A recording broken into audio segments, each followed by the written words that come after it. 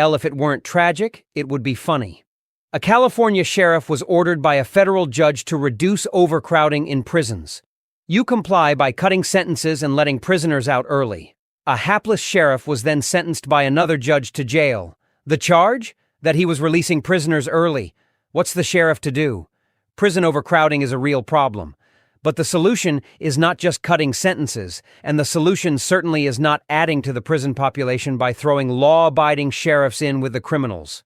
A real solution is alternative sentencing for non-dangerous offenders. The people who need to be incarcerated are violent offenders who are a direct danger to the public. But nearly half the people in prison today are there for non-violent offenses. Simply reducing sentences across the board means many violent criminals are released back into the streets to make room for non-dangerous ones. This is ludicrous. Violent offenders are unleashed on the public, while not violent offenders lie in their bunks all day at public expense. The non-violent criminal has bilked the public once when he committed his crime, theft or fraud or whatever. Then we let him bilk it again to subsidize his idleness behind bars. A much better use of public money and human resources is to sentence non-dangerous offenders to community service.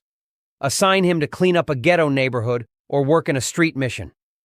Prison Fellowship conducts 2-week work projects using furlough inmates to rehabilitate rundown housing. Non-dangerous offenders can also work at paying jobs and use the income to pay back the people they have wronged. That's called victim restitution. When I speak on the subject, people sometimes come up to me and say, "Victim restitution? What a great idea. Where did you get it?" And I say, "Do you have a Bible? Dust it off and read it." That's where the concept came from. Alternative sentencing programs are good for the victim, good for the community, and good for the offenders. Time and again, the response to Prison Fellowship's work programs is gratitude. Gratitude for the chance to do something positive for the society rather than vegetating in a prison cell. Of course, progress like these can't be accomplished by the criminal justice system alone. They require a cooperation of local churches and communities. Quincy, Massachusetts, that's one of the best victim restitution programs in the country. Several local businesses have agreed to accept offenders as employees, required to use their salaries to pay back their victims. The relationship works out so well that businesses often keep offenders on staff permanently when their sentences are over.